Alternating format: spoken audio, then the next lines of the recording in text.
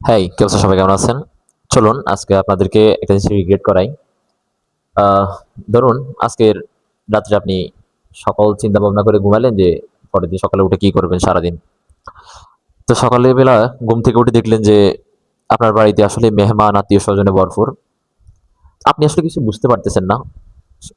মেহমান আত্মীয়স্বজন আছে কিন্তু তাদের মধ্যে কোনো আনন্দ বিরাজ করতেছে না। তো আপনি এখনো কিছু বুঝতে পারতেছেন না কি হইতেছে। একটু পরে দেখলেন যে ৪ জন ব্যক্তি সাদা কাপড়ে মোড়ানো কি যেন একটা জিনিস নিয়ে আসতেছে। আপনি কিন্তু এখনো বুঝতেছেন না কি হচ্ছে। আপনি কৌতূহলবশত তাদের পিছনে গেলেন।